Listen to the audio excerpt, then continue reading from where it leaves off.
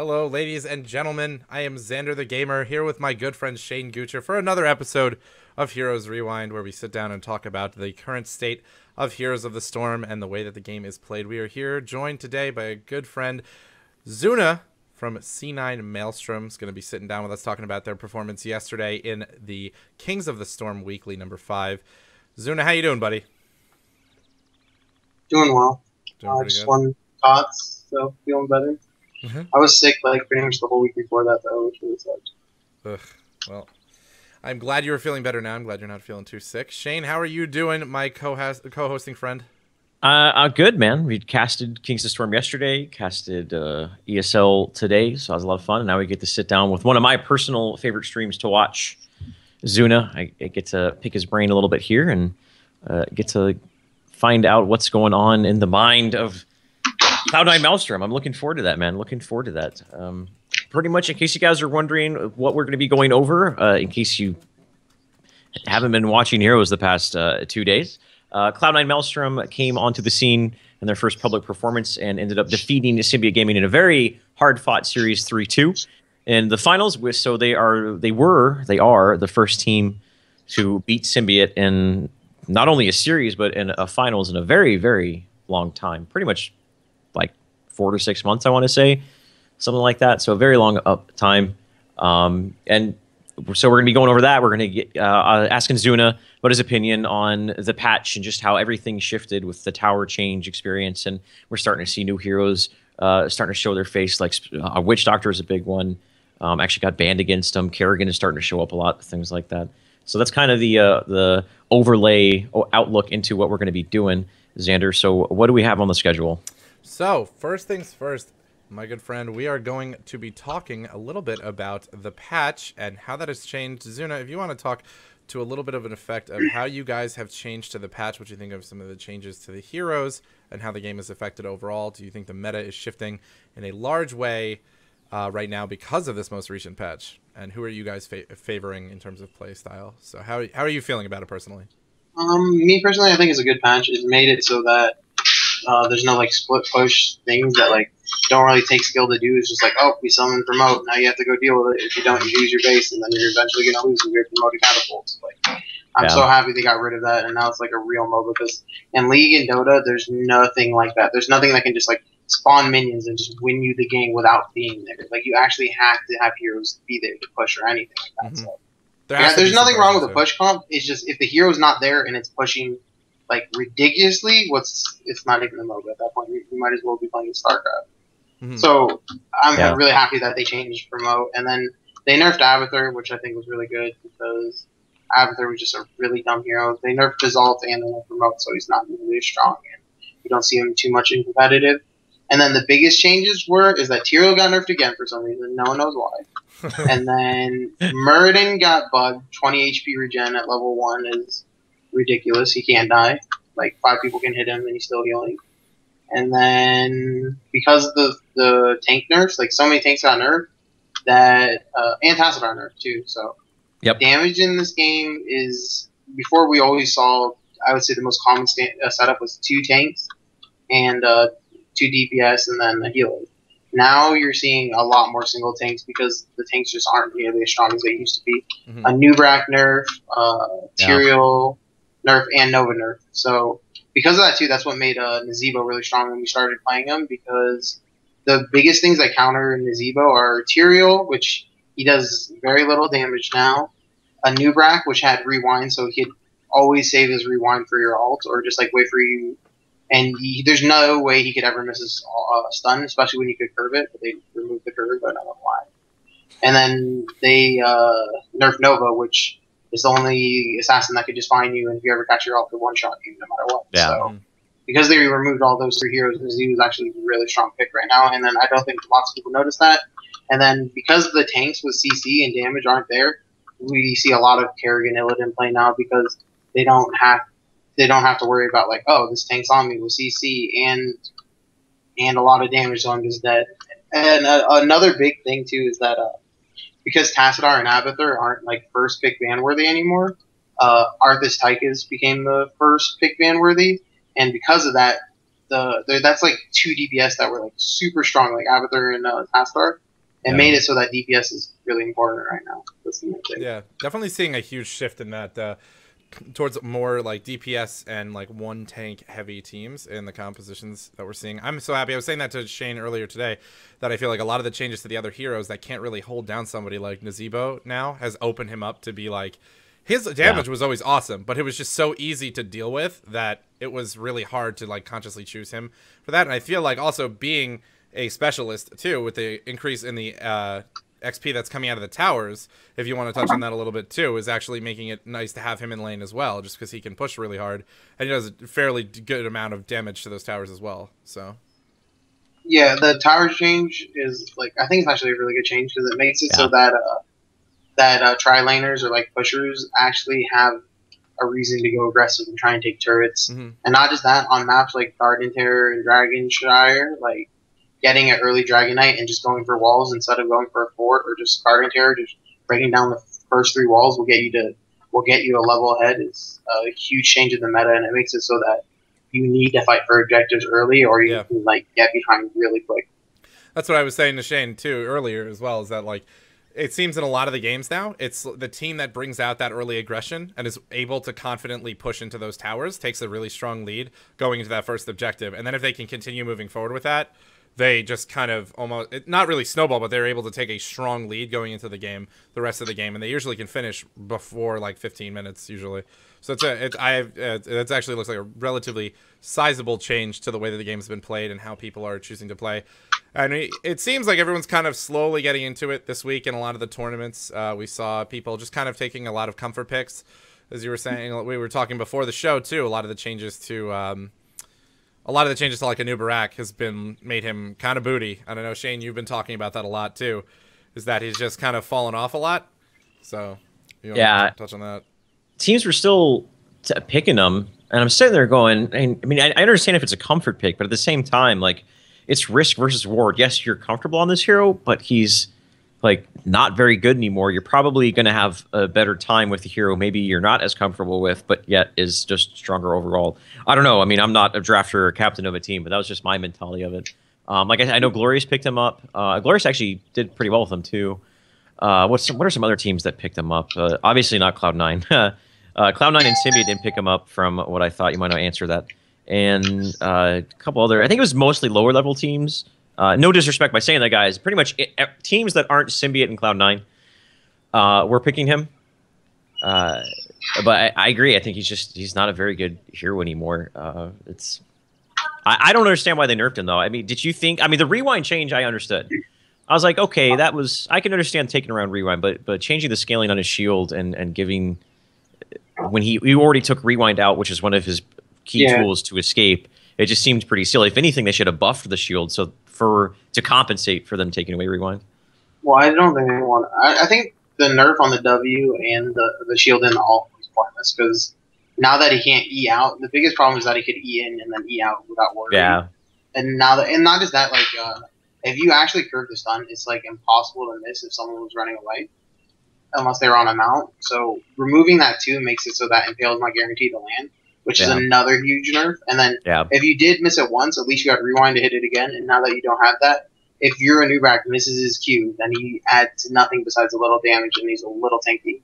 Like before, you could get bursted, like have your shield up, have your ult, Q in, like interrupt, and then just rewind QW again and take a shit ton of damage and just E out. And you're like, okay, baited like 5,000 damage, and I got away with 10 HP. We're good. Right. And now it's like if you ever E in, you instantly die because a new rack at 13 doesn't have relentless either, and especially with the changes to like Bright Wing, he can just double polymorph you with 25% damage increase, and you eat in. There's no way you're getting out, so you instantly die against supports too. So that double polymorph is awesome. By the way, it's crazy. By the way, yeah. And another huge buff that lots of people haven't noticed is the way that they made it so characters have instant turn speeds. So one second. Mom aggro? Life aggro. Life aggro. Okay. It happens. Okay, good. Pretty much about the 180 turn speed, like when you play Falstead or like any hero juking wise, it feels so nice and clean. So that is true. I think Falstead got a huge buff, especially with rewind now that you can W and E instantly. So you do a lot of damage, and one of his biggest weaknesses is that he couldn't really overwalk because his turn rate was so slow. Right. Now after the buff, Falstad feels like ridiculously clean. Yeah. Definitely been noticing a lot of strength coming out of Falstad in the past couple of days too. Shane, you were even talking about it before the patch. You thought he was going to have his day, and you felt really strongly about that too. Yeah, even before the buffs, I was like, if Tychus receives any changes whatsoever, then he's going to be like parallel with them. Obviously, Tychus did receive changes, but just there were some indirect buffs to Falstad that Zuna just mentioned on. One thing I want to get your opinion on, Zuna, I'm sure other people are thinking too, is the heroes that got buffed, the heroes that got buffed, and also the hero who was introduced, and why we didn't see them very much this weekend. Obviously, Jaina is pretty obvious, but like Lily received a pretty good buff. We didn't see her at all. Is she just still, even with the buff, she's still not viable? Yeah, I definitely think so. The main reason why is because you can't actually like target what you want to do. You know, besides like protective shield, I guess if you get that at 4, and all her kit, like her ult too, if it gets interrupted, then she loses all healing. So right, her ult's really wasted, and then her second ult's the Water Dragon, which takes I think a year to go out. I think even if her level 20 was, as long as your Water Dragon could continually go out forever, she still would suck. Yeah. So she has horrible ult, and I think the way she is just kind of like if you're really noob, never played a MOBA game before, it's like, oh, I can hit buttons and kind of be useful, but more than that, I don't think. Unless they buff her numbers out of control, her kit's just terribly designed. And that's the main reason why she's not good. Yeah. Agreed. And also, Jaina, I feel like the Jaina hype was that Jaina was going to be like, so I was hearing people say like she was going to break the meta, she was so good, and some people were saying obviously, you know, oh, she has so much control, she's going to be good, and then she comes out and people are like, oh, actually, like it ain't good. Yeah, I think one of the main reasons too is because everyone wants casters in the game, but Blizzard really seems to like auto attackers a lot, or like people that can just do continuously damage with one spell or have like CC type. And with Jaina, I think her kit that's flawed is her passive to chill everything. That's really nice and stuff, but they make it so that if they're not chilled, you do no damage, which is a horrible mechanic, I think. So, especially when you're defending against a golem or you're trying to kill a golem, you're just like, well, I'm doing 50% less damage. Thanks, Blizzard. I really feel like if they just made it to the point where, yeah, everything's chilled, but if they are chilled, you get 10% damage increase, and they just buff this skills 40%, then she would be a lot more smooth, and then the crits wouldn't be a lot. Because you have to get the crits, and you're like, oh shit, I'm critting, but you're like, wait, this is just normal damage. And then if you compare it to Falstad, like, I think I did a QWE, and another Q because they were chilled. And I was like, yeah, Falstad did 1 Q, and it did the same damage. And another thing is that she's so very squishy. She has one of the lowest HP pools in the entire game. She doesn't have any sort of intrinsic escape mechanism. But also, what we touched on just a little bit ago, is heroes like Kerrigan and Illidan are now very prevalent because of the other changes we touched on. And that's kind of Jane's bane, is dive-heavy heroes. I believe I'm directly quoting you on that. Dive-heavy heroes like Illidan and Kerrigan, for example, who are now seeing a lot more play. So that compounded with the fact that she wasn't as strong as we all thought is probably the reason why we aren't seeing her very much. The only team that played her was EG, and they just got destroyed every time they played her. I just think it's so hard with the way that she plays. You know, that passive doesn't apply to so many things, and it's like she does great damage, but you can't really choose to have somebody like that who is so squishy, then who can't really send that damage anywhere else besides hero. Can't really relate it to much more than hero damage. It gets really hard to deal with other people in that sense. So I would like to see more people, mages in that sense, come into the game. Yeah, we kind of had something feeling a little bit like that with where Nova was before this patch. She kind of felt like she was in that place, and Tassadar, as well. Yeah, that just kind of felt like it was heavily a part of the like abilities, using abilities and using them the right way. But I feel like she's just not where we're hoping she'll be, but hopefully she'll have some changes that'll maybe bring her up to speed. Yeah, now Zuna, one more thing I want to talk about before we dive into the replay, if you don't mind, is the Tassadar changes. Even though the big change was that he doesn't have the Psionic Storm damage anymore, and also the Oracle changes as well, obviously. But he's still being picked fairly consistently. But now the build is less focused on the Psionic Storm, and it's more at 13 and 16, getting the Dimensional Shift talents. I mean, how did the play style of that hero change, if at all, with the last patch? I think it was a good change, because before with Nova was like super strong. They're just the damage was a lot higher, but tanks were a lot more threatening too, so it made sense. And now with the changes, like I think it was a really good nerf because now you pick him not because you're like, hey, he's OP. We have an Imba guy that has shields and does as much damage as anyone else. Now you're like, well, if we pick him, we're picking him because he has decent damage, has good vision, and can actually shield someone that's going in constantly. That's the main reason. He's gonna get out damaged by like Vala, Tychus, Falstad, for example, even Raynor, but he has the support option. So now he doesn't feel like that. Oh, we have Tastar. He's everything. He can healing ward. Do whatever he wants. But now he's actually, I think, in a really good spot. Where doesn't do enough damage where you're like, oh my god, are you serious? Until Dark Archon. But they nerfed how long it lasted. At least it's only 12 seconds. So for a hero to become really godlike at level 20, I think that's a good design. Yeah. One more thing. Force Wall. No? We're going to see it or no? Unless Force Wall gives you a damage buff for your whole team or like you know what I mean? Like if Force Wall hit it so like people touched it, they get 25% damage increase. That way you're not completely useless. Then then people will get it. Right. Well, so basically, even if it was, yeah, go ahead.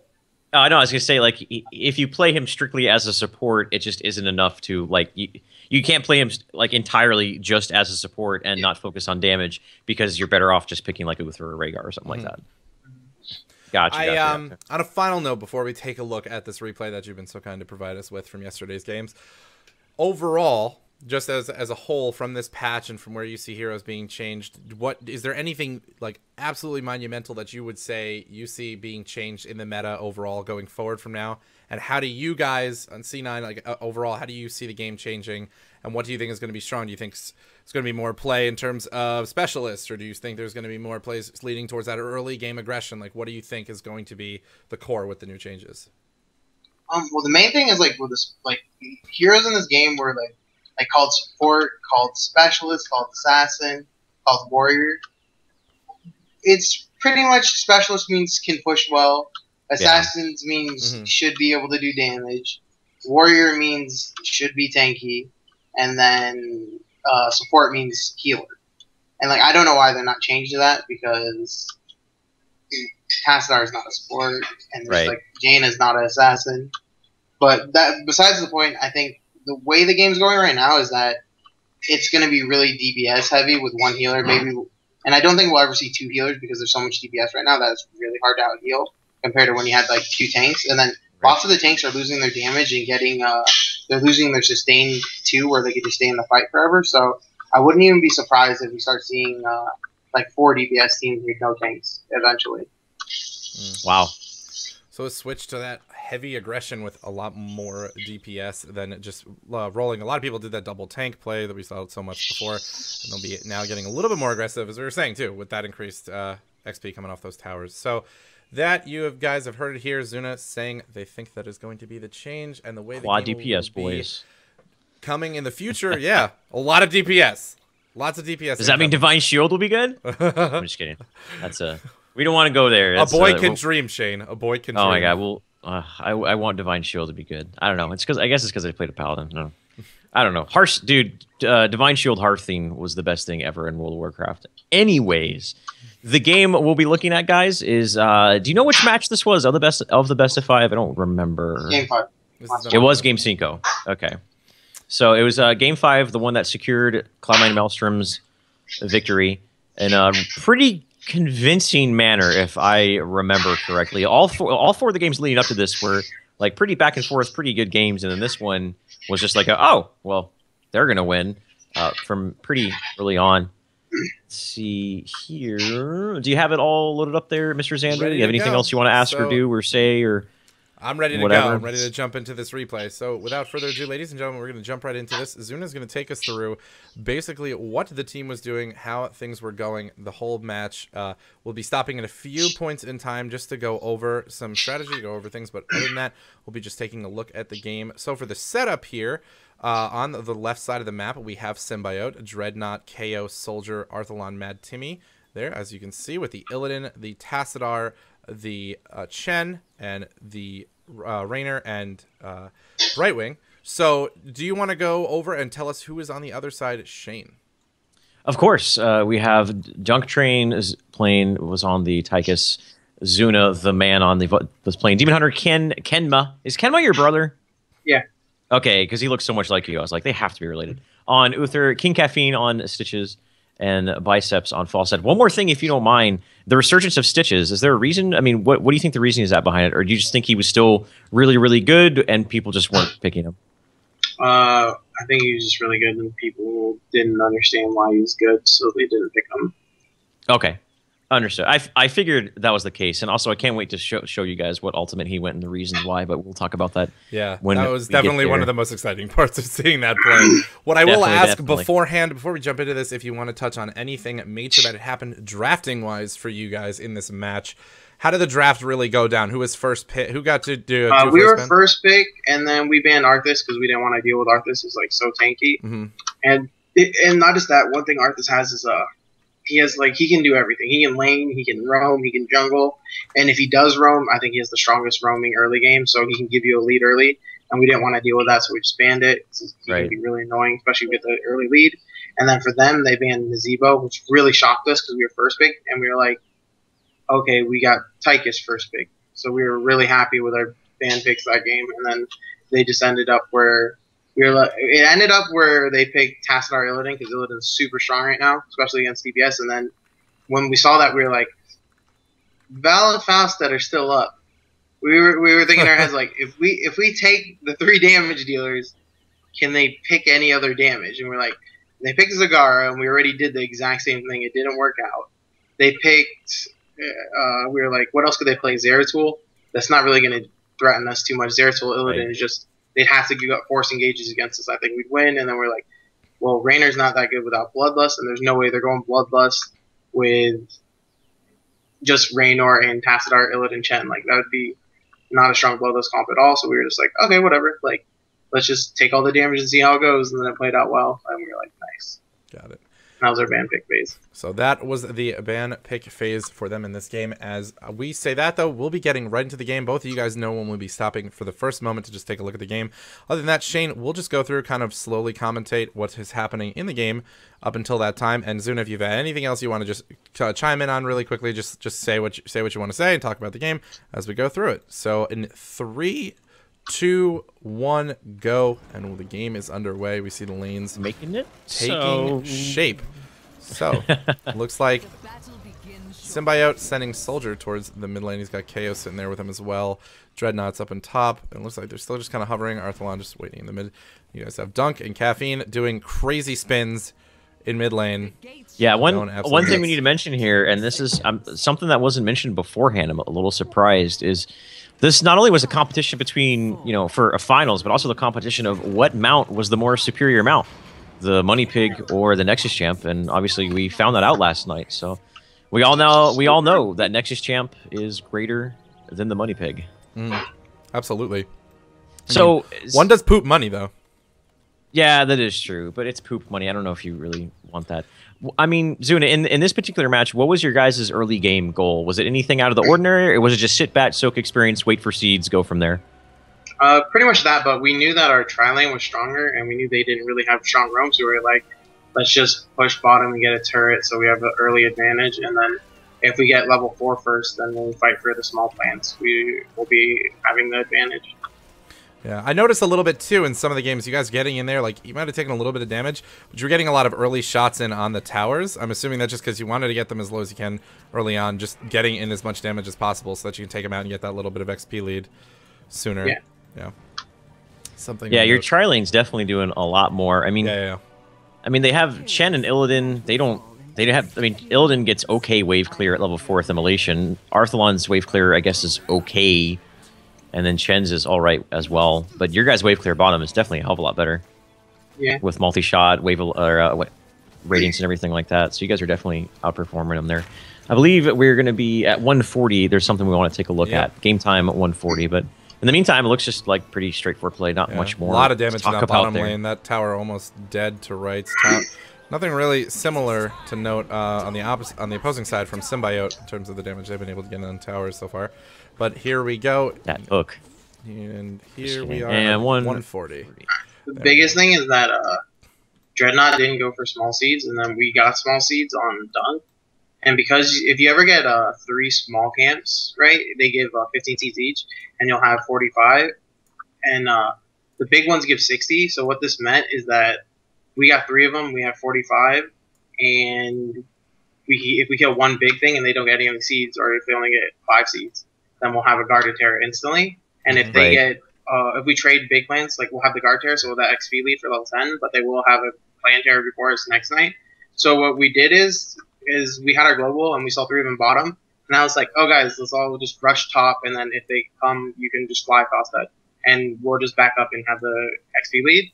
And Illidan tried to solo the camp or the top Garden Terror, which we didn't expect because he was trying to get 6 seeds from it, because that way if we ever did the top one, we wouldn't have an actual Garden Terror. And then because we got that, we got an instant Garden Terror. And usually what you do is you do Knights right after that, because that way you have to defend against a Garden Terror Knights, and then if the Knights soak up the bullets over the Plant Terror, and then you disable the turrets at that, so it's really hard to defend.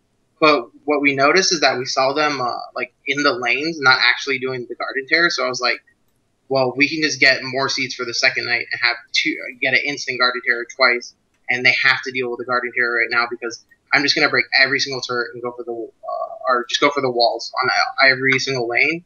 That way we just get the XP lead, and it played out really well. And then we caught out 1 bottom, and then I was just like, okay, we caught 1 out. There's 2 mid. We can easily get a Garden Terror, and we'll have 65 seeds against 15. So if we get 2.5 of the small thing, we instantly get another Garden Terror for the next night, which will pretty much snowball, because every single time you get a Garden Terror, it's based on time how strong they are. So if you get 2 Garden Terrors and they haven't even got 1 yet, then you have the biggest advantage, especially now that towers give XP. You don't even need to go for forts. So we were just like, well, we'll play the advantage game and then just try and get a tier up every single time, and then we'll fight them when we have the talent up. This goes back to what you were saying before too, just about like that early game aggression now too. If you can translate that into just getting that XP from those walls, and then just use that advantage you have, you actually just kind of keep rolling with it. So those early objectives are really important, as you were saying before. And you guys are actually just taking this pretty well, looking at that seed count that you guys have over them. So that is a good point to take there. I think we will start up and get to the next section of the game. So in 3, 2, 1, go. Let me plan it out.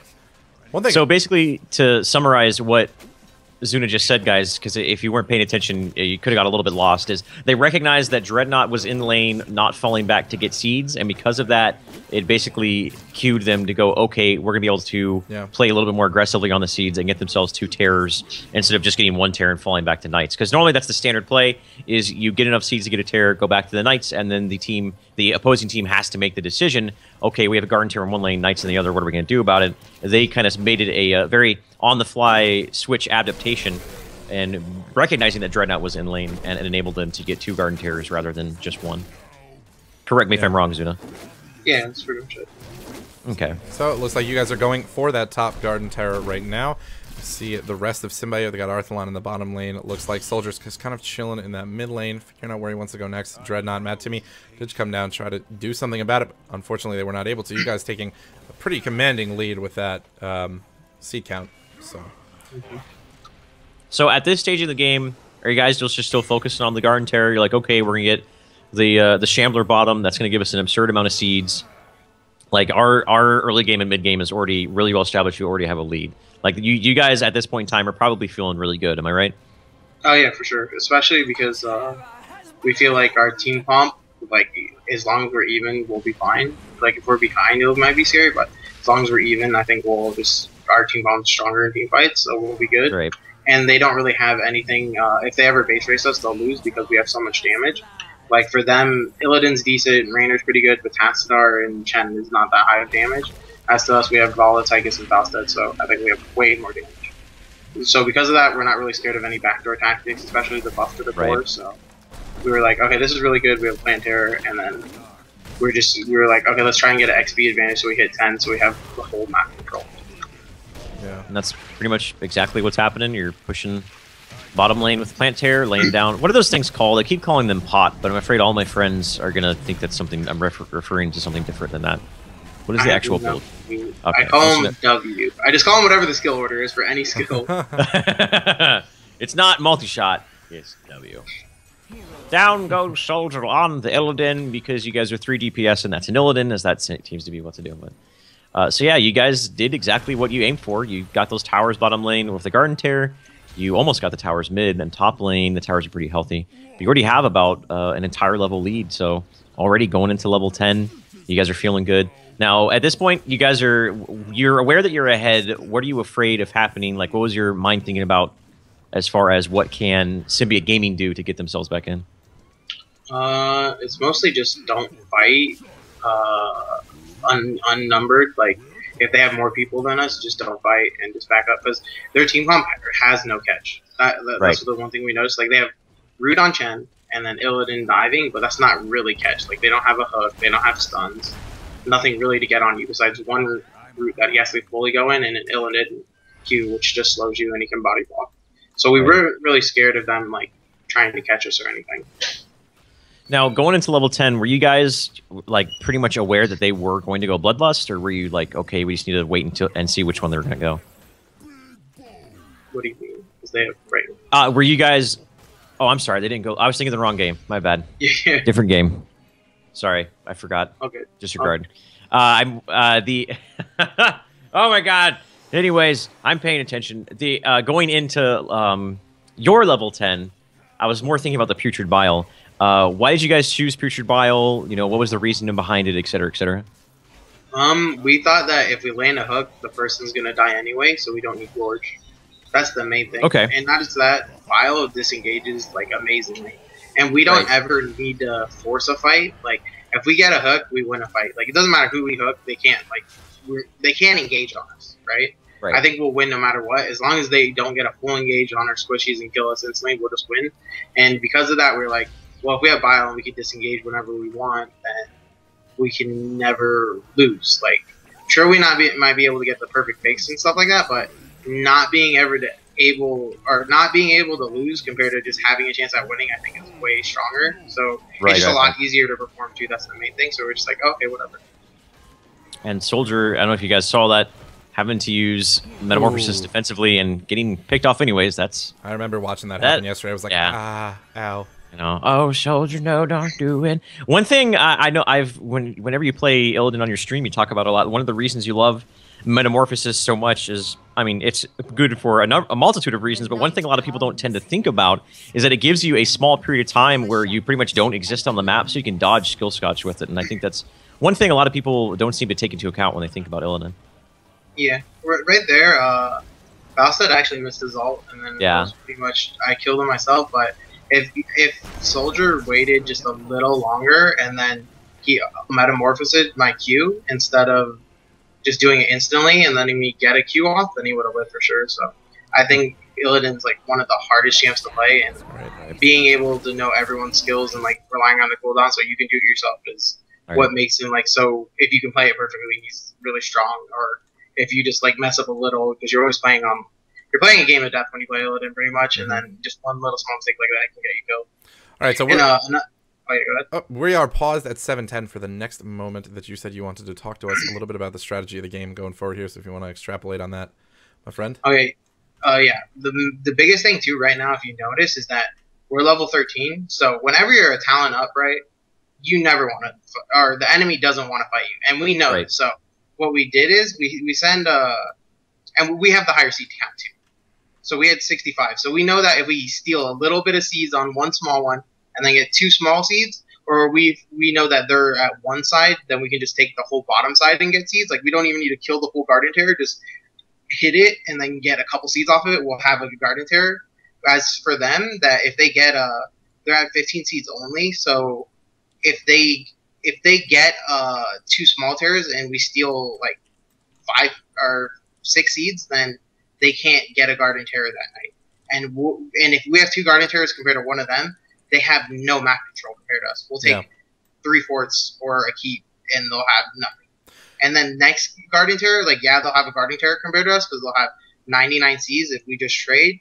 But that's their turn. All we have to do is play defensive and just wait for their Guardian Terror to do what we've already done with 2 Guardian Terrors.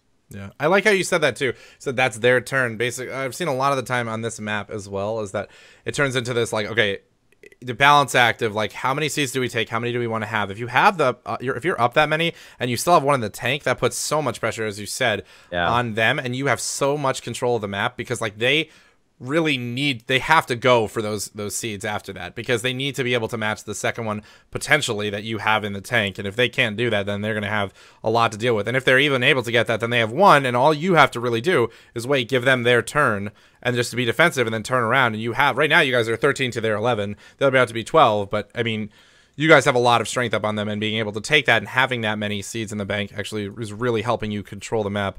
So I totally see what you're saying. That actually makes a lot of sense. Shane, did you have anything you wanted to touch on or ask about that? Pretty much covered it. Yeah, absolutely. So that makes a lot of sense. We'll be jumping right into this again. 3, 2, 1, go. Engage.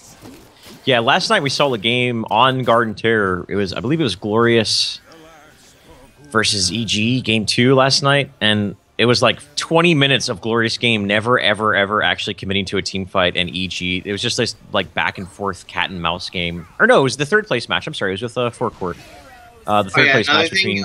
You guys might not notice that you just missed right there is that when they did the small terror, like I said, if we stole 6 seeds, then they couldn't have a garden terror if they did a big and a small one, and that's pretty much what happened right there. They let 6 seeds go to us, and because of that, if they get if they went bottom right now, they have 24 seeds, and they will only get 15. That means they're at 39. And if they don't get any of these seeds top, which we already have because they're just trading bottom, we'll have exactly 99 seeds because we were just counting it. And that means we have Garden Terror and they don't. And that's exactly what they go for. So that is so getting them down to 1 seed. 1 seed difference. That's so impressive that you guys can do that kind of on the fly in the middle of the match. That's that's why you guys are Cloud9 and I'm not. Oh yeah, and another thing we like to do too is like camps are really nice to do, but if you can get out into a garden terror right away, and while they're still doing seeds, then you know where they are in the map, so you can have your team push one way, and then if the enemy team goes there, then you just split with your plant and go another direction, and then that way, if it's a 4 vs 4 and you have the higher level, or someone's trying to 1 vs 1 a garden terror, it usually doesn't work out well for them because you cannot kill a garden terror by yourself. You can only kill the W it spawns, and then at that point you're just playing a waiting game until he kills your whole wall. And if he kills your first wall, the inner turrets give 650 XP instead of 400, so he can just kill the bottom wall, then the mid wall, and then that's 2.6k XP. That's like a whole fort or keep worth of XP before the patch. And I think lots of people don't understand how strong that is. And not just that, in garden terror map, if you go inside the keep, you can make it that if you summon your W, it hits the 3 turrets in there and the keep. So if you can get 2 full Ws, because it does percentage damage on the turrets and stuff, then you'll kill 3 turrets, and that's like, what, 1950 XP? And if you do if no one goes on you and you get 2 Ws off, and the second W only needs to be like 30%, I think, because it does 70% by itself, then you get 2k XP instantly from that. So you're always snowballing with garden when you get the garden terror because of the change on the XP to turrets. Yeah, that's a very good point. Now we're paused here at 825. Is there something specific? Oh yeah, right here too is like I said, we got the plant terror early, and then we saw that they're still bottom, and we kept pushing up. And the main thing about that is if you don't react to a garden terror in time, like you're not all right there ready to defend, then he's gonna not take any damage by the turrets because it disables it. And then if you don't have instant killing on his W, I forget what it's called, but it's going to break down the wall. And once the wall's broken, then it's so much easier to siege. Okay. Opening them up to that is a good damage. point. I mean, yeah, touching on the positioning, why we paused here at 825, the entirety of Cloud9 Maelstrom is in top lane. I mean, the 4 of them are in top lane taking down the top tier 1 fort. Zuna is on the garden terror. Yeah, as you can tell, booking it for the tier 2 towers and gate top lane, and then Simbi Gaming's positioning is that they're showing 3 in the bottom lane and then 1 in mid. So you guys pretty much were like, okay, they're way out of position. We can push this and possibly get a keep off of it just due to everything you said. Just to summarize what he touched on. Unless you have anything more to say, we can continue to get this game underway. Yeah, you're good. All right, so in 3, 2, 1, go. We'll restart that stream. It looks like, yep, you guys are taking out that outer fort on the top lane. Their reaction here just to go down and try to take out the bottom fort. They're dropping back. Looks like Arthalon is going to make his way back. Soldier as well. They know they have to deal with that plant terror that's going to be putting a lot of trouble on top of them. Looks like they're throwing a plant on the other side of the wall. Just trying to put in as much damage as you can on these forts. But, yeah, I mean, this is... It's really hard to figure out. Oh, there's a great... Wombo combo going to get in there, a nice shot from biceps on the shotgun. All going to do tons of damage for taking out 2 of them. And this is a hard position to be in for anyone, really. Even if you're not somebody, this is just, ugh. It seems like, and also fighting into Putrid Vial seems like it's hell as well. Like, if you can dictate the positioning of the fight, it's just like, okay, I'm going to lay this down everywhere, and you're going to have to walk in it, you know? If you do want to fight. It's really hard to dive into it. That's why we said it's really good for peeling, because, like, Gorge, it works on one person, but it doesn't peel for the whole fight. It only works for a couple seconds. Right. And not just that, Vial peels for everything, not just one person. Yeah. You're going to add that little void zone, basically, of what his bile is to an area where they can't cross through it, they can't come near it, because if they do, they're just going to be hurting themselves, like, too much. There's no way they can really support anyone into that either. So you kind of solidify your capture by using that, and then you also have the benefit of the fact that there's just open damage there if they even try to come into it. Seems like you guys are peeling off, going for camps here. I'm still just cannot get over the 99 seeds. I think that's like so well played numbers-wise, just like making sure you know. Insane. As long as you take exactly enough, you will hold them off by 1. Still just delaying the next Garden Terror. So did you guys take like a collegiate calculus class specifically for this map or something? Because I don't know, I couldn't. Math is hard for me, man. Math is hard for me. I can't do it. I'm half Asian, so that's easy. Oh wow, yeah, there you go. You heard it here, folks. Zuna, half Asian. That's why he understood 99 seeds, not enough for a plant terror. Oh man, that's too funny. Now, is it Korean? No, we're not going to go into that. Okay.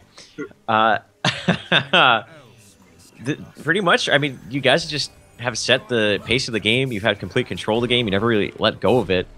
It seemed like it kind of snowballed from that first nighttime where you guys were able to recognize that Dreadnought was not getting the small seed camps, and you made that on-the-fly decision to, instead of falling back to your night camp, going to the top Garden Terror, then transitioning to the bottom one, and it seems like it just has all gone well for you since then.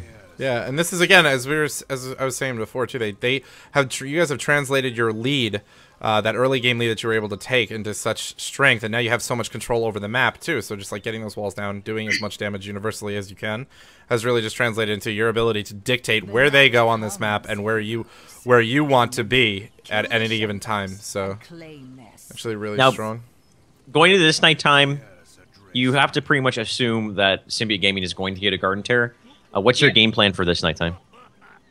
We have a lot of DPS, and they can't 4v5 us at all because we have a really strong team fight. And if we land one hook, we're going to kill anyone, or at least force them out with ults so they can't team fight. So what we were thinking is, like, well, they're not 16, they cannot hit 16 before they get the seeds, and they don't know where we're at, so they're scared to actually go and check, and we get waiting in a bush or whatever. So we're just like, we'll just trade plant terror for plant terror. It doesn't matter. Right. And that's all we did. And then they didn't go bottom. We thought they'd be bottom, and they try and make a play top. And then we just got all the seeds anyways, and they try to fight us right when they hit 16. Yeah, so we are pausing here at 11:40 was the next time you said was a really pivotal moment for you guys here. I see Dunk Train and Caffeine up there as most of Symbiote is getting ready to kind of pounce here. Get inside there. So what did you want to discuss here at this point in the game? The main thing is that we see the Illidan mid, and then once we see Illidan mid, and then we notice that the second it hit nighttime, they didn't take a seed. This told us that we know they're trying to stop us top. So we're like, instantly kill the top seeds, and then as you can see our positioning, we have it so that they can't flank from top because we have the wave there. Because we have the wave there, we'll see them if they come from the top. And we had King Caffeine just right there, and if they ever came, he could just bile out and make a trail. They couldn't push through at all. So we were like, get the seeds instantly, and then if they come, we'll back up and just get ready to fight. And because they didn't kill the small plant, and when they had 99, that told us already that they want to hit 16 and then fight us. So we were like, right when it turned nighttime, we knew they were coming up top, and that's why our positioning is like this. Like, we're all super safe, and Caffeine's the only spot where they could be at. And because they didn't get the 1 seed in the beginning, we were like, okay, guys, they're going to hit 16, try and fight us. Make sure we're all in good position, and let's just win the fight. So you knew they were going to go for that level. You also set yourselves up really in a smart positioning here. You had a feeling they were going to come up here. And King Caffeine, Just to touch on exactly what you were saying, King Caffeine has the ability to actually disengage from the rest of the team really well himself with that bile. Dunk Train also can use his dash and the grenade to get himself out of there as well. So you guys just really positioning yourself really, really well, and using the vision that you're getting from the camp in top is also really pivotal for you at this moment. So really well played, actually, knowing that they're not going for that. You guys were absolutely correct, because you see 4 out of 5 of Symbiote hanging out in the bush right there, waiting for one of you guys to get out of position. So without even seeing where they were, you pretty much knew exactly the game plan just by looking at the seed count, how the seed count wasn't going up, the fact that Illidan was mid and they were not showing anywhere else on the map. So that's game aware. That's just game sense for you right there, guys. That's one of the big things about being competitive, is having the game sense and the quick reactions to recognize, not only to recognize the variables that are going on, but how to react to them accordingly. And obviously that's exactly what you guys did. Very, very impressive. Yeah. Oh yeah, another big thing too is that our Stitches player at 16, he didn't get Fishing Hook and he didn't get the Slam Stun damage increase, and he got Imposing Presence, and that with Bile makes it that them without Bloodlust, they cannot kill him. Like Illidan, a Tassadar, and a Raynar with 50% attack speed, they do half damage to him pretty much. So our Stitches is unkillable, and he went healing increase, so one Uther Q and his E will heal him back from like 30% to 100, and they do half damage to him because they're half attack speed pretty much, and they don't really have spells. So we knew like right now that our team fight, as long as Stitches is in there. Oh no, he got a Fishing Hook. I didn't even know that. Yeah, Uther went. Yeah, Uther got it. Uther's fine with it because he gets hit for free a lot. So if he gets hit once by range, then he stops their attack. I didn't even know he got Fishing Hook. I thought he would get the Imposing Presence just so he could be unkillable. But well, look at that, Zuna. Zuna, we taught you something. Our show has worked. We've helped Zuna realize something that he didn't know about the game he played. Aha! Yay. Mission success. All right, let's get back into the game. All right, so we will continue the video. 3, 2, 1, go. Looks like you're sitting here up in top lane. King Caffeine, Dunk Train, gonna back off there. They got the seeds that they wanted. Most of Symbiote just kind of chilling here, waiting for their opportunity. They know that you guys are going in on this. They're gonna move in. A little too slow. You guys are here, all caught up. There they go in. There's going to be the Archon. There's a nice strafe coming down, and also a nice shotgun all going in, doing a lot of damage. The strafe is continuing to do damage it needs to. Mad Timmy trying to disengage with the Emerald Wind, but it's not going to be enough. Dreadnought in the Panda Pals can't stay up, but it looks like Soldier is by himself, not going to be able to get away. And you guys are going to pretty decisively 5-man wipe them at this point. Great team fight potential there, so good job. One big thing we knew too is like they don't really have burst, so if they ever kill Odin on Dunk, that means they wasted all their damage on it. And once you see that we noticed they did that, my positioning and Bicep's positioning, we pretty much I vaulted in and he barrel rolled in because we know they have nothing else. We were totally fine and we can kill whatever we want. And that's why that team fight went so well, because they killed Odin instantly, but Tychus is still full HP.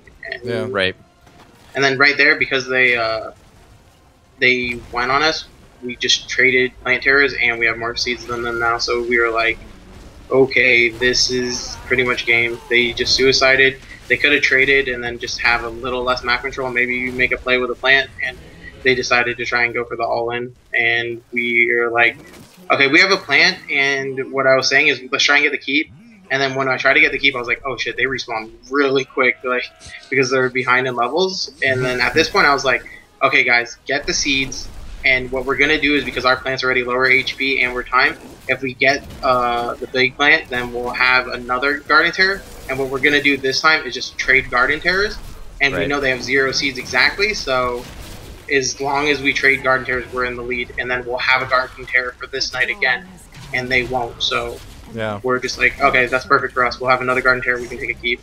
And then in the team fight right there, I saw Mad Timmy teleport on Dreadnought, and I got a Q because he was stuck in that little corridor, and then we just womboed him to death with a Uther Stun and Fast ult.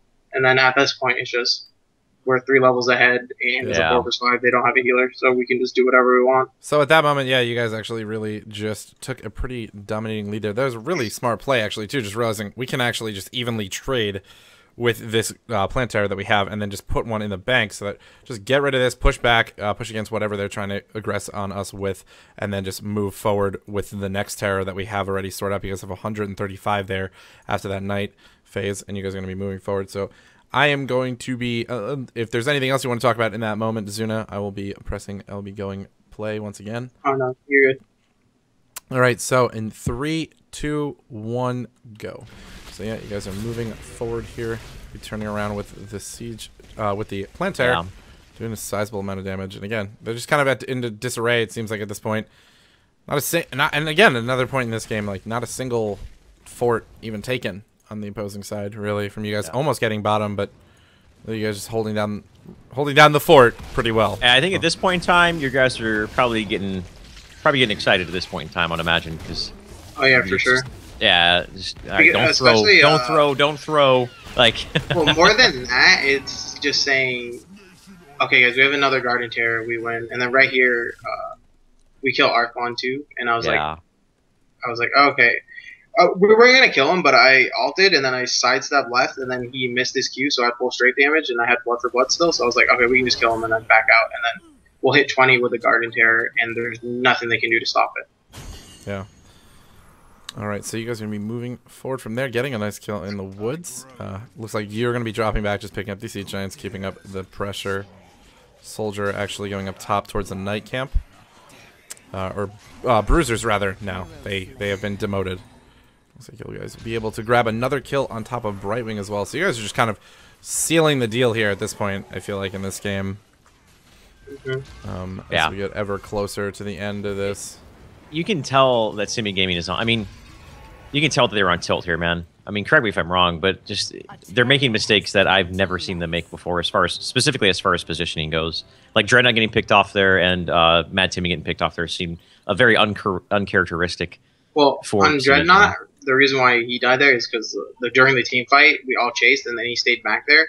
And then Uther just chased him, and he couldn't get away from Uther because he was just trying to actually because he was just pretty much following him, demounting him, and then we all caught back up there and killed him. And then for them, I think at this point they know unless they do something crazy like get all the camps somehow, win a team fight, then they're just screwed. So at this point, there's no way they can win. So they're just trying to do whatever they can, like as risky as it takes, just to try and get back in the or to do something. Because if they don't, they're going to lose for sure. And that's why it seems like they're getting caught out and stuff like that. Yeah, actually doing a really, really, really solid job of just holding them down. At this point, I get the feeling, just having watched so many of their games at this point, is just like I feel like they're just kind of on tilt. You know that they're just kind of trying to reassess where this game went wrong and what they could do next and try to change up their play. But 15-20, I'm paused at that. You said that was the last moment you wanted to just talk about something really quickly before we went into the end of this game here.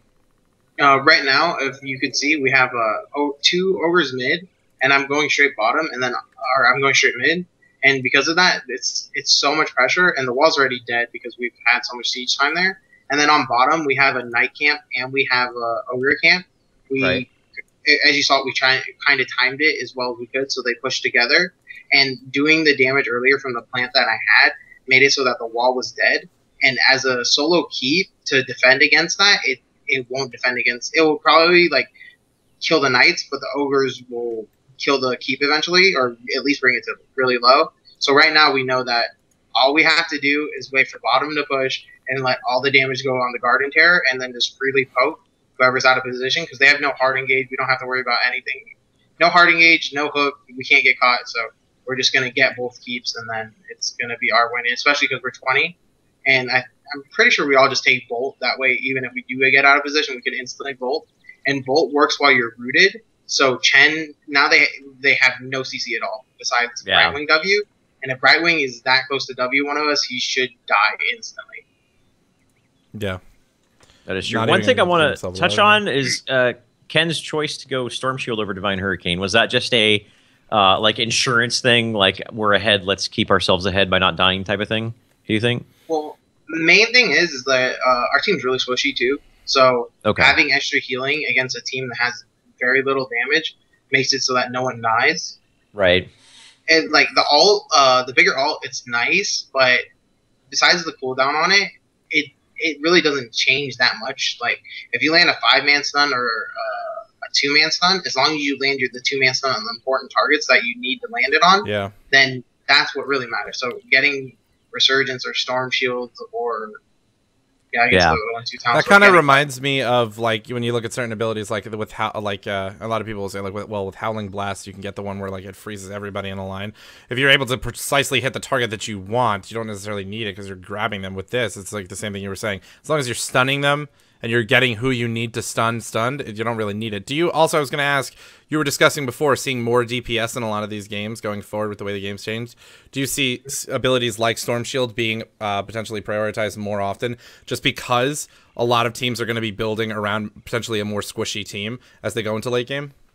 I definitely can see it, especially because Right Wing right now, with the way it works, is that he usually gets the level 20 like blowback ult where he keeps blowing back, but I think eventually Right Wings are just going to get Blink or Storm Shield instead, because you really shouldn't be able to blow someone back 3 times unless they're in a corner, and they should never be in a corner anyways. So once people get better, I think Blink and Storm Shield will be able to pick up a lot more. Yeah. Okay.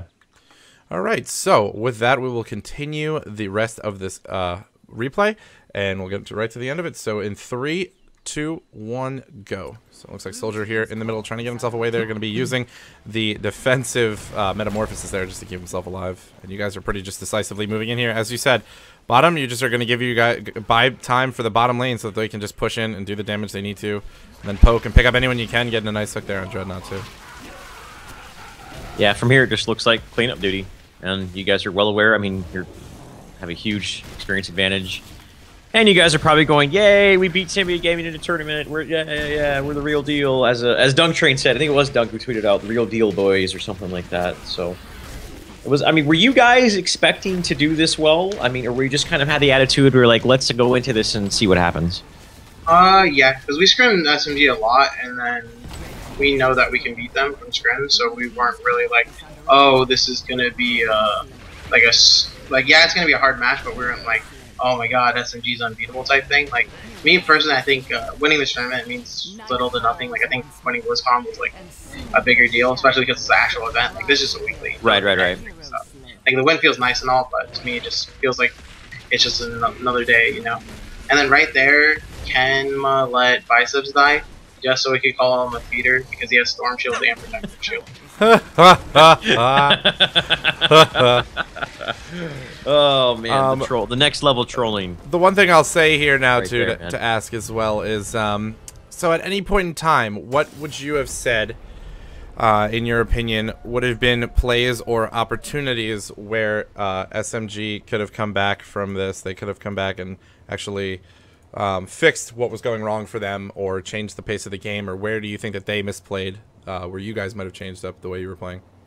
I think the biggest thing is that they wanted to fight really bad, but they weren't worried about the objective, and I think they just needed to be like, okay, we're 1 plant behind, we did lose a little bit of map control, but let's try and get our plant and then try and make a fight with a plant versus plant, because plant versus plant is the one way it's like a wild card, you know? Like, if you land a curse of the whatever and you plant cheap like 3 people, then you can just change your team fight completely.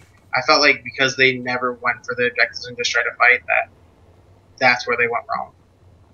Okay.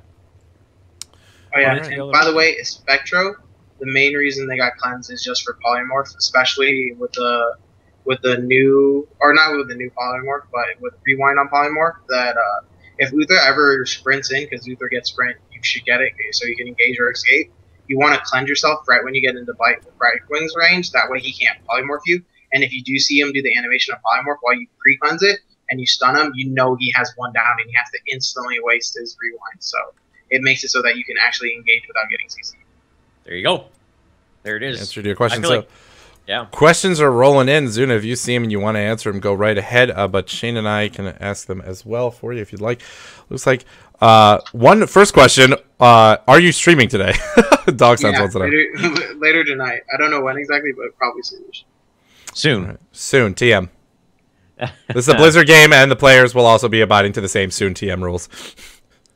But Looney asks, what do you think about the Brightwing ult here in this game specifically? I think he had the right ult. Well, the problem is like his ult. Brightwing was just a bad pick in general, I think, because he had the global pressure, but for their comp, it didn't make too much sense because we're not a hard engage at all. As you could see, like his ult really didn't do anything. Like you could push back his stitches, but we're 3 range. We're fighting from afar. So I just think in general it was a bad pickup on the Brightwing. So it didn't. If you went the healing on, like sure they'd have a little more healing, but then we didn't have to fear for anything. So I just think more it was us outpicking them.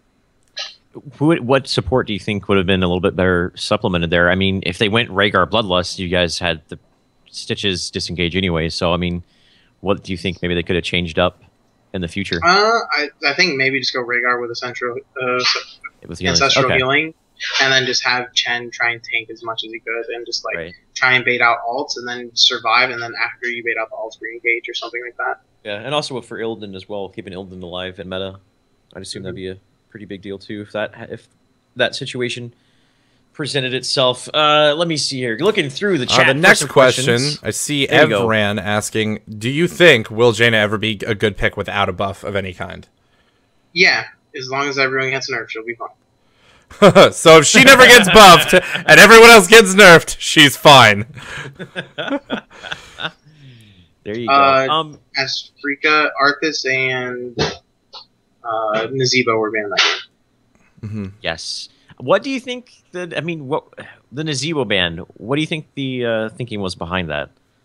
I think they just went on tilt, like straight tilt. They were just like, you know what, this Nazebo is doing work. We haven't practiced against it. No one's really running it, and they were just like, it's kind of foreign, you know, and we'll just give them Tychus instead. And we were like, we would run Tychus over Nazebo any single game, and we would first pick it. So we were like, thanks. I think it definitely got into their heads, though. Because I think the main thing, too, was that they played the Bloodlust comp, and they always win Bloodlust comp. I don't think they've ever lost a game with Bloodlust comp. And then once we beat them, I think they got full tilt after that. Because that game especially, we won the game. We were down 0-2 on kills. And then it was like 4-2 when we ended the game, and we just never fought them. All they did was ult, and we just ran away. And then once they had no ults, we were like, okay, let's fight. And then they were like, it's Dragon Shrine, let's get a shrine. And we were like, we have 2 globals. The second you go to one shrine with 5 people, we're going to fly to the other one. And we just kept trading shrines and just baiting their ults. And then eventually we got like 2 picks, and we had every single Dragon Knight. And it was just like, well, we won with killing 2 people and ending the game because we just played without winning a fight. How much did you guys actually practice Nazebo? Was it just I mean, you touched on it before where, I think Ken or Dunk Train literally just like played it because it was free week, and you guys were like, "Holy shit, this is actually like really good." Or you just just threw him in there? Is that pretty much what happened? Biceps was playing him because he was free week, like he didn't even know Nazebo. But we used to run a lot of Nazebo back in the day when Sonya Tyrael were really strong, right? Like one of our strongest comps we used to run was Sonya, Tyrael, Nazebo, Falstead, and it's 100% you're gonna AoE blow up whatever you go on, like And not just that, you have to go on Sonya. You can't really go on Nazebo because Sonya did a lot of damage, especially when she was bugged and her Q AoE stunned, so you could 100% chain it. That with Tyrael and Nazebo is just so much pressure. Like you couldn't lose a team fight. And we were like, okay, right now they nerf what counters Nazebo? Tyrael, Anubrak, Nova. They nerfed every single one. We were like, okay, let's just run Nazebo again. And then we were like, Biceps like, sure, let's play him. He's free. The next question is, do you think ETC would be good because no one really has to play against him, and he would be have the surprise factor from Cordy? That's his question. I definitely think ETC now is actually viable. Like, I think ETC is a million times better than Diablo, anyways, and we see a lot of Diablo play. So I definitely think ETC is viable. That's for sure. Could you extrapolate on why you think he's so much better? Diablo has 0 damage, and if he gets caught out, he's caught out. ETC is actually really hard to kill because he can like Q and he can like knock you back, and he has some self-sustain. Right. And if you do get a 3-man mosh pit, you just win the game. In a team fight. If you hit a mosh pit, well, that is just, oh my goodness, that ulti. That's absurd. I love playing ETC. Yeah. I would love to see him in the competitive scene, but I mean, do you think because of the nerfs to all the other warriors that we might possibly see him, or are you just saying that he's not the worst? Yeah, when people get nerfed, like they get weaker, other heroes magically Right. go stronger, and I think ETC is one of them. Murd is definitely one of them, and Nazebo is definitely, you would never see a Nazebo pick. Like I would say on my Yeah. tier list I put him tier 4. Now I think he's about tier 2 because they nerfed all the other heroes. Yeah. I'm so glad to see him being played so much more. He's one of my favorite heroes to play. He's so much fun. His damage was always awesome. You drop a great Ravenous Spirit, and it just feels so good. Just like everyone, time to die. It just feels so good about it. But like, it just felt like with the way other heroes were, it was hard to make him as a conscious pick for the lineup. But as you were saying earlier in the show, like he actually really stands well for himself right now. One question again from Everin is saying, does heroes need more or less CC on characters? Do you think that the game could benefit from more or less? I think the thing is they balance it with the more CC you have, the less damage you have, and that's what they do. And I don't think any hero in this game has like a stupid amount of CC. Like ETC probably has the most CC in the game with his ult and then into a Q, but it does 0 damage, and he has really low damage. So that's the way they balance it. And they have things to counter it compared to other games where you have what's it called, cleanse and stuff like that. And it's not only like in League where Mikhail's, where if someone gets stunned, you have to wait till he's stunned and then instantly remove it. This, you can actually pre-cleanse it so you don't even get interrupted and stuff. And I think one really big thing about this game is CC is not as big in this game compared to like League or Dota, because in League or Dota, if you have full items and you CC someone for 2 seconds, you can instantly kill them. No hero in this game now can kill someone in 2 seconds, so that's why CC is a lot stronger, or not stronger, but a lot longer in this game compared to the other ones. That's a good point. That's true. God, you can really blow somebody up though. If you get them down with one solid CC, it's the length of it in heroes. It's just people can get blown up very quickly. But as you said, things have been changed. Dogsense asking though, if Resurgence gets taken out of the game, then is Diablo viable? And also to touch on that, my question to you is big change with everybody is the change to Resurgence with the extra minute on it. But do you think that's enough? Do you think that ability just needs to be taken out? There's a lot of opinions out there. I think it just needs to be taken out. I think it just needs to be reworked. I think it's a cool concept, but the way it works right now, getting a full instant res is dumb. I think there's 2 ways you do it. You make it so that it's an activatable skill on like a 3-minute cooldown, and then it doesn't work for the first 10 seconds, and then after that, it only lasts for 20 seconds. That way, you actually have to plan and use it, and if they notice you use it, you get screwed. That, or they just change it so it's like when you die, you have 50% res timer or decrease. And I think if not, then just remove it completely the way it is right now. That's a good point, especially because I mean, taking away Resurgence would be a really big deal for certain heroes. But that's a good suggestion. Well, we'll see what Blizzard does with it. I'm pretty sure they probably have so many different builds behind the scenes that we don't know about, that they're just tweaking it and looking at it, because it seems like even though they kind of nerfed the duration on it, or not the duration but the cooldown on it, it's still being exclusively picked on if you have Resurgence, for the most part you pretty much get it. Yeah. Still. Yeah. It looks like well, to touch on that for a second, I agree. I just want to see it changed, like fundamentally at least. I just think the way that it sits now, it is so good, because it's just like, it's just that extra life, that extra time in the map, and it just kind of feels like it just goes so counter to what Blizzard wants the game to be, in general. But as I say that, Esprika asks, do you think leveling scaling is too high, which makes Wombo so strong? If they lowered level scaling, pure auto attack builds with Searing Arrows, Berserk, and Fury of the Storm might be more viable. I think Wombos aren't even that strong in this game, especially because they have ways to counter it, and not just that. Lots of team comps with womboing requires you to get a perfect wombos to actually win the game, and the biggest thing in this game is that you're going to have to do the fight like 2 or 3 times. You have to get perfect wombos to win. Getting one wombo will not just win you the game compared to other games where if you get that one wombo, you snowball on levels and items. In this game, you have to constantly hit wombos to win. That's why I don't think wombos are super strong. They take really high mechanics, and it's the only win condition you have. Yeah. And I think Fury of the Storm, unless it gives you actual extra damage, will never be picked up for AoE. Yeah. It's also here. QWERTY is saying, piggybacking off of that, what do you think is stronger, wombo combos with Falstad and Tyrael, or running over people with Rhaegar Raynor combo?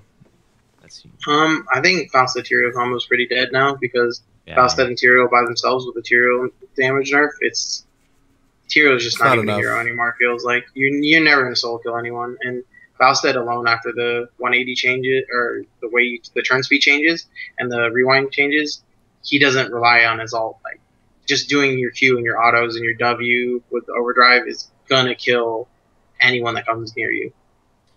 Question I have for you, Zuna, and we're going to be wrapping this up soon, ladies and gentlemen. So, if you guys have any more questions, probably going to take a couple more questions. Do you think that there's a sleeper hero right now that is really, really strong but isn't being picked? There's actually a comp we run with Tyrande, and we run it totally different. And I think obviously Tyranda's you can't give away too much, but yeah, I think Tyrande is actually pretty strong in this one combo that we run. And Tyrande was banned, and we didn't even use the bugs. Like, we don't even get that bug skill, so right. It really so sucks. taking really the bug out, taking it out. You guys have the way that you like to play her. Yeah, exactly. And we didn't get to run it, which kind of sucked. Interesting. I will be excited to see that played out. I mean, we did see Atlanta playing her out a couple of weeks ago to great effect. So just waiting, biding her time maybe for this patch to come out and actually show her strength, her full potential. So I'll be excited to see that. I really think this, just in terms of everything for heroes right now, there's some things that I feel a little like back and forth about in this patch. But I feel like overall, this has been a really healthy patch for the game. It's changing things up a lot. Meta is changing drastically. And I'm excited to see how the games will be played out differently, how you guys will be playing things out differently, and a lot of exciting things to come, I think. Shane, what do you think? I agree. I really like something we didn't really talk about much, but the fact that they buffed the core health, I think is a very big thing. I absolutely hated with a passion just all the backdoor, how prevalent backdooring was. I thought it was awful. And I'm so glad that Blizzard addressed it. Some people are saying, I mean, it feels like in solo queue you can never win a game, but obviously, as we saw this weekend, both on ESL and Kings of the Storm, that we're not going to be seeing these 40-minute games when two teams who know what they're doing are actually playing the game. But I'm really glad that the core is a little tankier, so that way teams can't just, bum rush into which you mentioned that earlier with Asmodee I'm and stuff so like happy for that. Oh my gosh. The worst feeling ever is like you versus a team with Bloodlust, you lose one keep, and you're like, if we ever go for objective and they're at our base, we lost the game. Yeah. It was the worst feeling in. I'm so happy they changed that, and then they made it so that no more promote pushing either. So it's like it feels like an actual MOBA where you have to fight to win instead of just being like, we backdoored, we're split pushing, and then just being annoying. Like you're like, oh god. I totally agree. Yeah. Rip Abathur Asmodon, and I don't think anyone is going to show up to that funeral. Anyone's going to show up to that at all. I'm awful. I'm pretty happy with the changes. I think it's great because it's again, like you said, you can get out of your base. I would say before when I would cast too, I was like, once you're open to that lethal damage on your core, you have a keep down. It's like you're so restricted from doing almost anything because they can just jump in there, use the Bloodlust comp as we were saying before, and just destroy you. And you're like, I'm dead. I am just, there's nothing I can do. And changing that out I think is going to be for the better. They might need to tweak a few things here and there just because a lot of the games we do see go for pretty long, and some of them lasting a little bit over what Blizzard said they wanted for the game. But I think this change specifically is so good because of what would happen with the health that it was at before in the core. So I think I really like that a lot. So one or two more questions here, guys. Looney asks, when do you think is the best way to get into competitive scene at the moment, and what abilities do you think are the most important abilities you need to be successful in terms of your gameplay? I would say the thing you need is work ethic. If you have really good work ethic and you can take constructive criticism, if you have those two things, then I think you'll be a really good player. I think those are the two most important things you need. And then the best way to get into the competitive scene is playing a lot of games in solo queue, getting high MMR, and getting people to notice you, and then start playing with them or like trying to play competitive games and trying to join off of that, and then people noticing how good you are making a team, and then that's probably the only way to get on a competitive team unless you know someone that can just like get you into the scene right away. Yeah, work ethic is a big one, and I feel it's the same way as far as being a caster as well. It's not just something you can just be like, I think I'm going to do it and give it a shot, and then just kind of falls into your lap. It's just like anything else. You got to work really, really hard for it. I feel like, and I don't think anyone's going to disagree with me, that becoming a competitive professional player, it takes a lot of work. I mean, and we're talking about we're just talking about Heroes of the Storm, which is a game in its infancy, and there's still a lot of growth to be had for teams, for players, for the game as a whole, let alone in more established games like League and Dota and stuff like that. To get, I mean, it's even more harder. It's even harder to get into the competitive scene there. So it's all about work ethic and patience. It's not something that's just going to fall into your lap. To sit on like, that. Oh, I'm really, really good. You know what I mean? It's all about having a good mindset, a good work ethic, and just improving in any way you can. Yeah, my friend, when I was playing back in StarCraft when I was younger, and I was like super into it with StarCraft 2, I was like, I want to do that. I dream of playing video games competitively as a career. I can do it. And I was talking to my friend, and my friend FXOT Gun was just like, all right, if you want to play competitively, like for the next week, just play for like 10 plus hours a day. And like, it doesn't have to be straight, but just do it. And like, I tried for like 2 days, and I was like, I can't do this anymore. I was like, this is so much of one thing. I want to like blow my brains out. I don't want to do this anymore. And I was just like, God. And I know that you guys put those hours, and I see it. I see the names in on my friends list, and you guys are just playing all the time. So there's a lot of time, a lot of investment into it, and you gotta feel for it too. So yeah, it's obviously definitely not the easiest. So it looks like for the most part we are out of the questions for now, so I think we'll wrap it up there, Shane, if you think so. Zuna, if you'd like to just let everybody know, I'm sure your reputation speaks for itself, but if you'd like to let anybody know where they can find you on social media, where they can find you on Twitter or Twitch and all those good things, just let them know. Yeah, you can follow me on www.twitch.tv/GoSuZuna, and then my Twitter is @Zuna_Chris. And then I want to give and my Facebook is Zuna Lol. Yeah, that's it. Lol. Facebook.com/Zuna Lol. Yeah. What is this, and 2012? Then for shout-outs, I want to give a big shout-out to Cloud9, HyperX, Logitech, Alienware, Kingwin, Need for Seat, Homejoy, and LolClass. Nice. All of those sponsoring you guys, helping you guys be the team that you are. Well, thank you so much for being here, Zuna. We really appreciate it. For me, ladies and gentlemen, I am Xander the Gamer. You guys can find me at Xander the Gamer on Twitter. You can find me at twitch.tv/Xander the Gamer. I stream games there quite often. You can find me on youtube.com/GamerXander for any replays and good shenanigans, highlights, things of that nature. You catch me there. Shane, where can everybody find you? Your typical social media outlets. Find me over on Twitter. Just Shane Gucher is my handle. And find me on Twitch. Even though I don't stream as much as I used to, that is going to be hopefully changing here in the next month or two. And the handle for Twitch TV is just Shane Gucher Gaming. And once again, Zuna, Chris, thank you so much for being on the show, man. Really appreciate you giving us about an hour and a half of your time, man, and just being able to like shoot the shit with you and pick your brain a little bit. And you definitely have a knowledge of this game that seems pretty unmatched as far as I'm concerned. That was some ridiculous knowledge bombs you were dropping on us there. And I don't know about everyone watching, but definitely myself, I've definitely learned a lot talking to you, man. So thank you very much. I'm going to let you guys know, too, the replay of every episode and the replay of this episode specifically, you guys can find at youtube.com/Heroes Rewind.